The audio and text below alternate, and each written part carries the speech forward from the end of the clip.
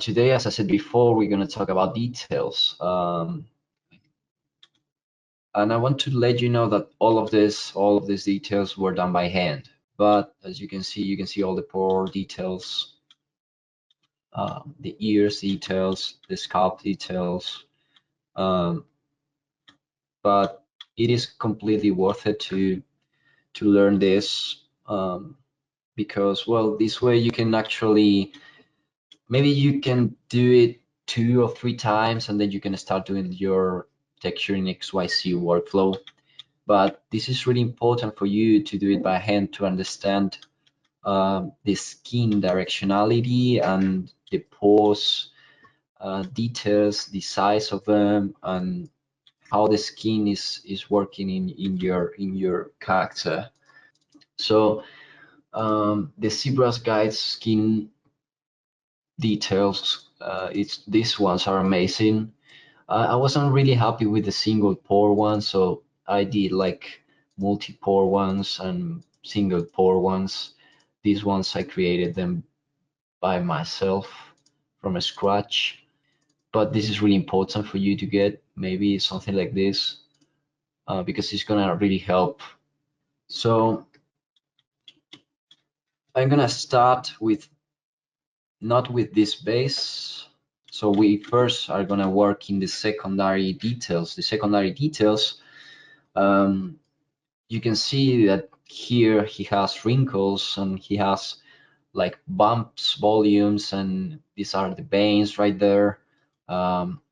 It's like not the pore detail, but the wrinkles and the volumes you can see under his skin.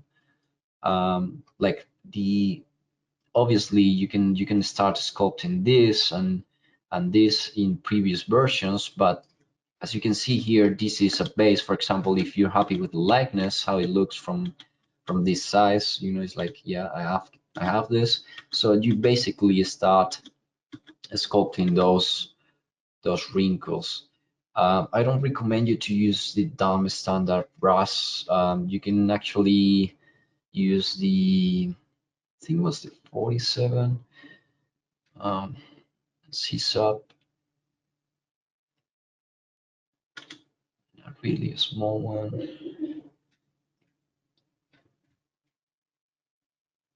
Not too much. Yeah, I recommend you to use that, or I usually use this brush right here, which is like the dumb standard with the brush that I said before, maybe with a different alpha, I'm not sure, but this one is working fine with details. Okay, so let's continue with the details. We're gonna go and try to match um, like the wrinkles you can see here, and there's always time to, you need a lot of time to work in these ones. Okay, you're not going to nail it at first, and you need a lot of practice. It is really important that you don't do wrinkles like completely straight. I mean like lines like this one. This doesn't look natural. So if you're doing a wrinkle, as you can see here, you can see your brain is like creating a simpler shape, but it is actually, if you see it from this view, maybe you can see that there's no straight line right here. Instead, there is like some slightly like movements or different directions of the actual wrinkle. So this is really important for you to understand that wrinkles maybe are not just straight lines. They are something that you can actually move, and you need to do it, or to do them, being really careful. Okay. I'm gonna work a little bit on these secondary details, and I'm gonna show you how it looks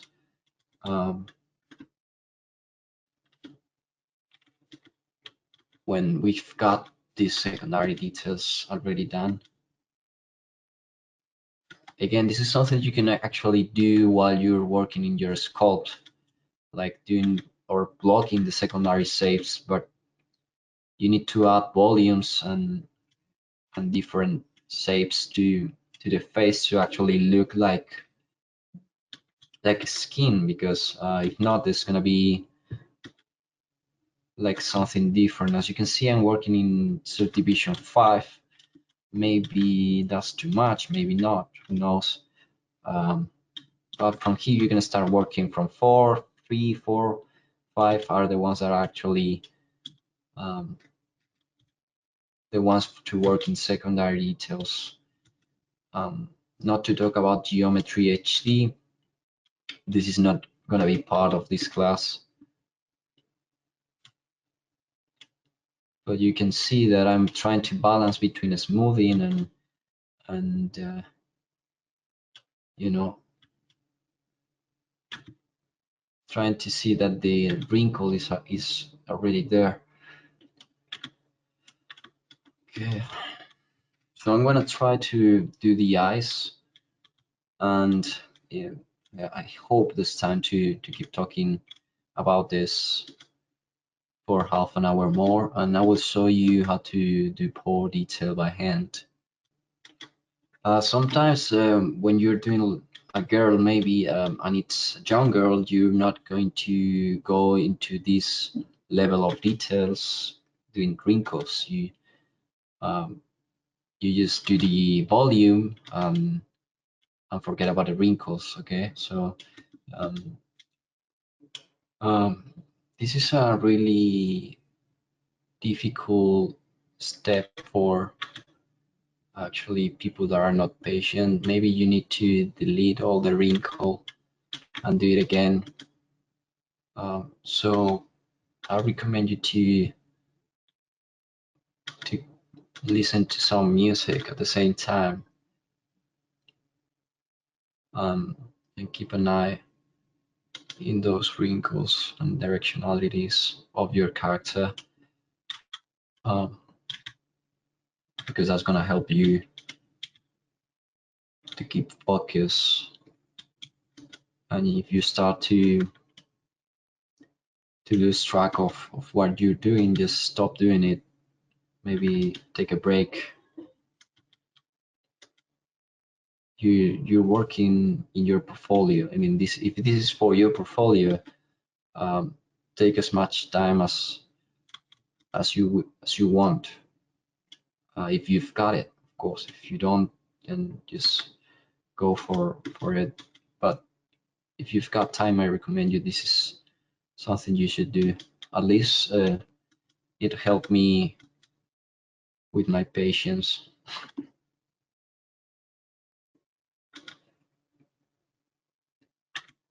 I actually like to move the light around if you're in the basic material, so you can see the shadows, how they work,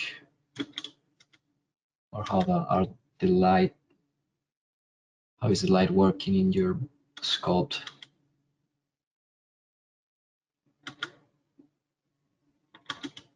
It's not the same to sculpt having um, just one light from one direction. Try to change your light not as much as you can, but when you start like losing track of what you're doing, for example, and you're thinking that you're doing something wrong, just change the light. Or even what I practice a lot is to do this, like doing this. It helps you a lot with being more,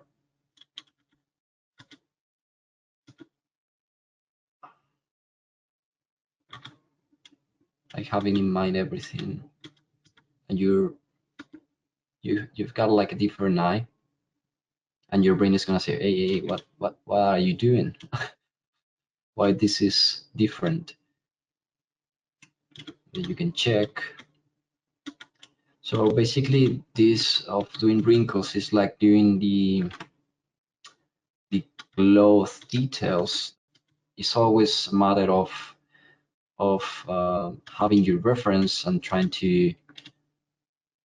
to nail the wrinkles and the volumes and the shapes. Actually, something important that you need to know about the faces that you're actually doing is the anatomy of the face. You need to study it like a little bit, maybe to understand the shadows and shapes.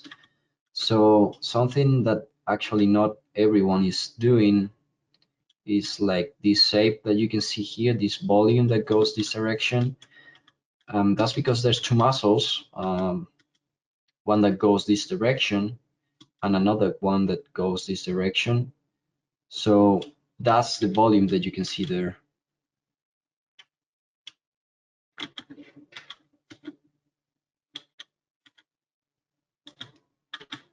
I believe I even like this better than this one that I did right here.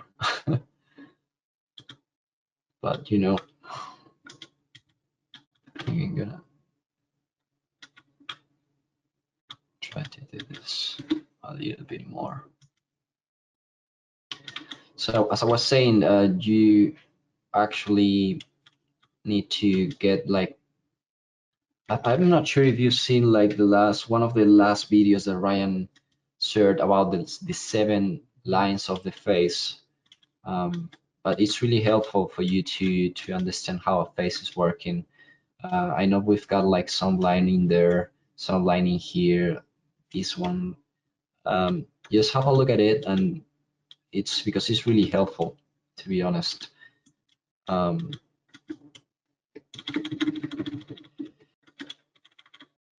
you don't forget about this volume right here. If you can see yourself in the mirror, you're gonna see that you have like a shadow in here, and it's gonna help to read a face from far, far away instead of not having it. Because I usually see like things like really smooth right here, and what usually people tend to do is do something like this, and that's not correct in terms of anatomy. You need to have like this muscle that goes this direction and the skin fat that actually is going this direction, and you can see that there's two muscles that are attaching underneath the nose right there, and one is this one, which is going to create this shape. And if you can see, for example, I'm not sure if this guy has it,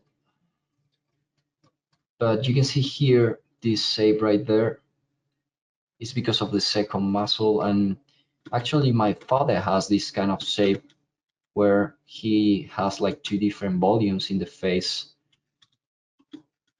and you can break like the cheek, like this kind of skin and fat skin that gathers around this cheek area. So have a look at it. But yeah, mainly secondary details and primary shapes are the ones that are really helpful for you as a human to read a face, and they're really helpful for you to recognize someone because of its shapes or his or her shapes. So well, I would say that this is done. This would be like a base for secondary details. As you can see here, I added like a bit of the veins right there. I tried to, to add a little bit of noise because this is gonna be for a real time character. So it is not too much noise. The one that I want here, but just a little bit. And above on the areas that you're gonna work less, like in this area right here, this area right there. And it always depends on your character, because if it's a young woman, it doesn't really need, or she doesn't really need to have like these kind of volumes or noises in the skin. So imagine this is the base. Um, that I'm gonna work in tertiary details with. Let me double check this. So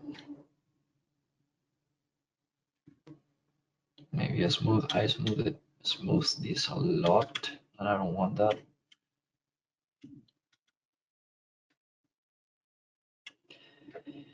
You need to have in mind too that normal maps are the ones that are gonna bake all the details from here.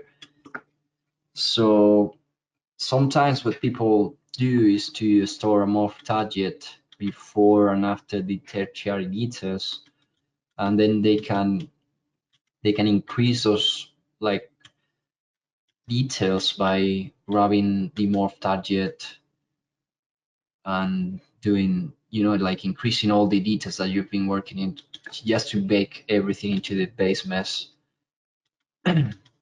Because that way there's gonna be like a strong details in your normal map. Maybe that's what you're looking for, because maybe in Unreal they look too soft, but you can always do some things in Unreal to increase the normal map, like intensity. I will show you that, I think, in the last class that we're gonna talk about Unreal.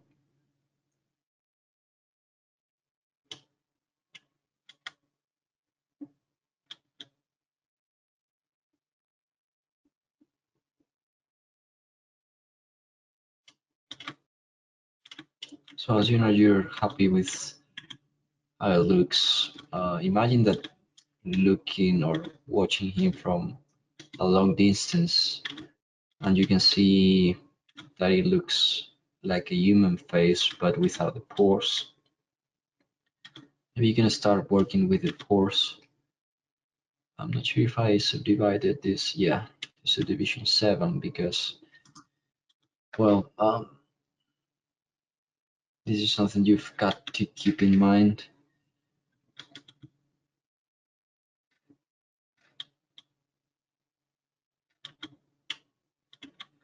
If you're gonna work with this type of even texture in SYC inside zebras, you're gonna need to go further in subdivisions. So maybe what you can do, if you just, for example, if you've got your whole body character, you can have like the base mesh, and you can cut his head, and you can work in details and with texture in XYZ maps just with the head.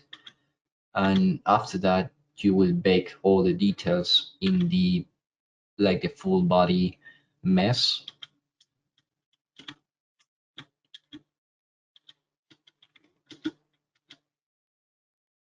That way it's gonna be more or easier for you to work with this, because if you're gonna expect that a full body is gonna should divide at level 7, well, you need to have like a really powerful computer or workstation, and I'm not sure if any of you have one.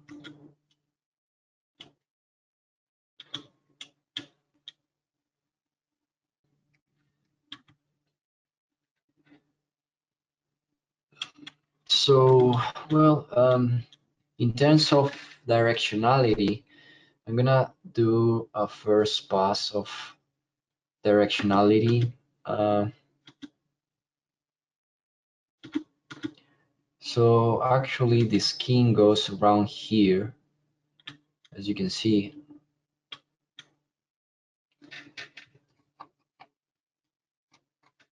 And here, well, we can start doing something like this, because the skin is going this direction.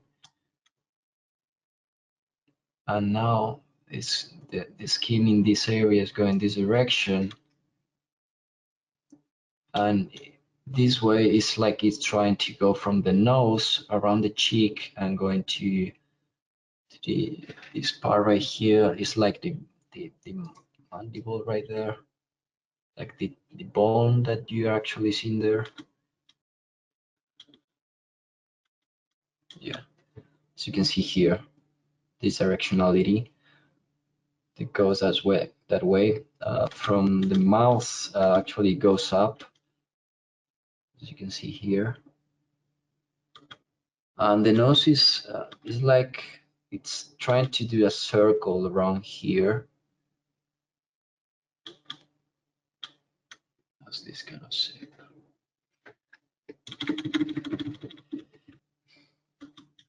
From the nose, it goes into this direction. As you can see here, I'm trying to follow this directionality. But if you've got like this directionality reference and you've got like uh, these directionality details right here, you can actually see all of it because the forehead is tricky. The arrows that you can see there is like, yeah, they're saying that there's different directionalities of the skin. But actually, when it comes around the eye, it's like it's doing something like this. So you can practice